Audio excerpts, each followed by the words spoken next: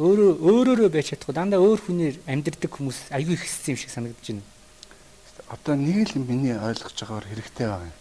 Юу гэвэл өөрийгөө илэрхийлж чаддаг. Өөрийгөө илэрхийлж чаддаг. Одоо тэр өндөр боловсралтай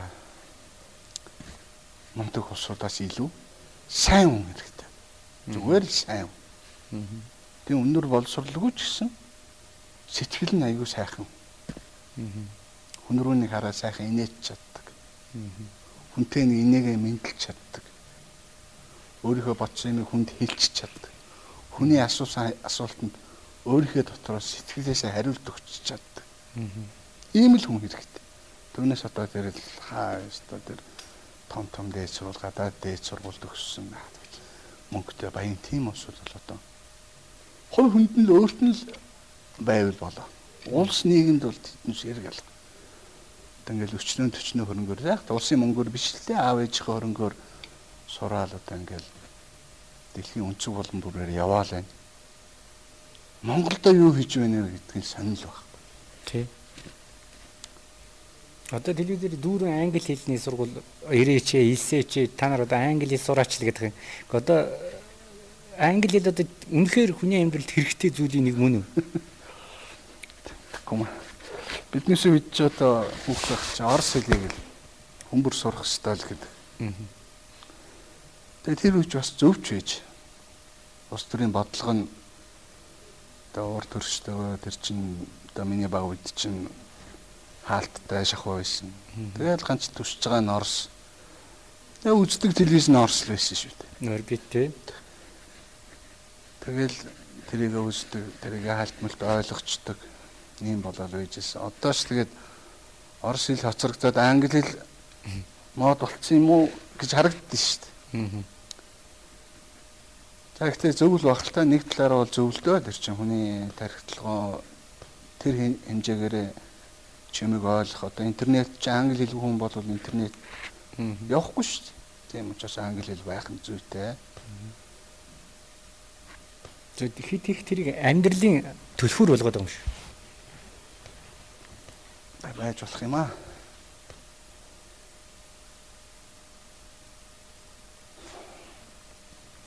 За тэгээд одоо телевизээр ингээл рекламууд гарч ийн л да. Барааны. Телевизэр үздэг юм уу та? Миний ганц дуртай ажил. Тийм. Тэгвэл арай ийм олон телевиз байгуулагдлаа Монголд. Зүгээр ингээл одоо асар их реклам явж байна. Тэгээд баахан годгонсон охтууд ингээл болсон болоогүй нэг нэвтрүүл ингээл нэг хийж яана л да. Ер нь бол тэгэхээр таны зүгээр за та хамгийн хийдэг ажил юм бол өнөөдөр Монголд байгаа энэ телевизийн нэвтрүүлгүүд цэнгэ за тэр солонгос кино мино те энэ 20 телевиз 21 ч байдаг юм энэ телевизүүд яг Монголын ард түмэнд монголчуудыг хүмүүжүүлэх мэдээлэл асар том хүмүүжил өгч байгаа шүү дээ. Тэр үүргээ хэр биелүүлж сайн үзэгчийн хувьд. Энийг ярихын тулд ийм нэг ярих хэрэгтэй л доо. Үнцний телевиз.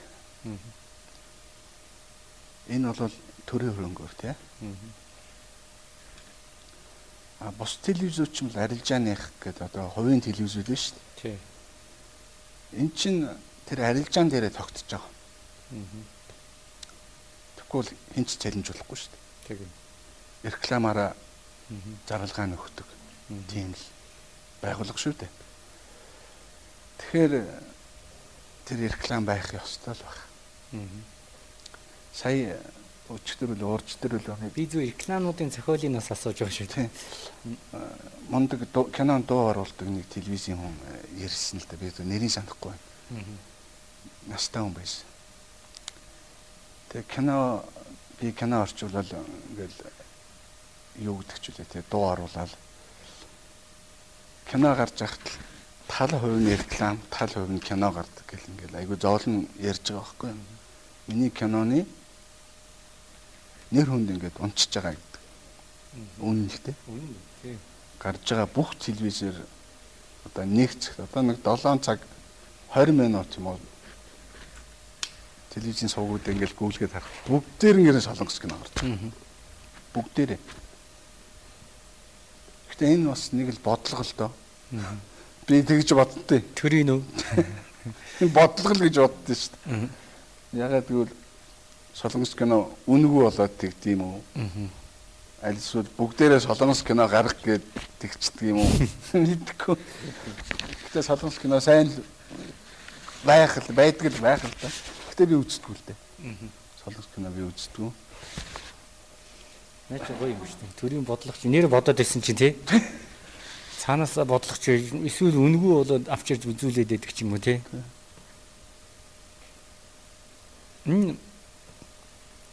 Монгол улсад одоо ингээл нийс сотлоо цэвэрлээ, туулгал аврал гэл баахан хэд нөхдөд ойрлох юм л. Тэгээд миний зүгээр бодлоор бол энэ гудамжаар дүүрэн хүм мөртлөө хүм биш болсон хүмүүс явж байна л байна. Амьд мөртлөө хүцэн хүмүүс. Аригчин болцсон тий. Тэгээд ихэнч тоодгүй тэд нэр. За хажууд нь 5 аригчин суугаад шил дамжуулж хахад манай хотынхан замаа шалгаа явчих шүү дээ. Одоо тэр зам засрынхаа ингээм тууз хажлах гэдэг юм уу яах гээд. Ерөөсөө тэнд Монгол улсын иргэн сууж шүү дээ. Тэгээд одоо бүгдөө иргэний тооллого явлаа гэдэг хатал. Тэр хүмүүсийг одоо ер нь яах вэ? Жишээ нь та бол зүгээр ингэ боддгоо энэ залуучууд яалчгүй л Монгол улсад хэрэгтэй л би өөрөө ч нэг юм асуу. Уучлаарай. Архичин хүн гэж ер нь чи ямар хүнийг боддог? Би зүгээр ингэж боддог л да. Архичин хүн гэж байдаг. Өөрийгөө алдсан хүн л гэж байдаг. За миний бодлоор бол өөр. Одоо ингээд телевизэд ингээд архичдын тухай нэвтрүүлэг гаргадаг байна. Гаргах ёстой л тоо. Тэгэхэд энэ гудамжинд хэвж байгаа өөрийн чи ярьдаг хэдэн усуудыг гаргадаг байхгүй архичин гэж. Миний бодлоор бол гүү. Тэр гудамжинд хэвж байгаа таваарч өчмөл архичин биш. Тэр бол зүгээр амиа золиослцсон. Тэр улсууд эдгэж архинаас гарна гэсэн ойлголт. 199% нь гарахгүй. 1% нь харин гарч би өөрийгөө алдсан гэж гарсан нэг нь од болсон заа юу. Өнөөдрийн хувьд жинхэнэ архичин гэдэг чинь өөр. За. Миний бодлоо.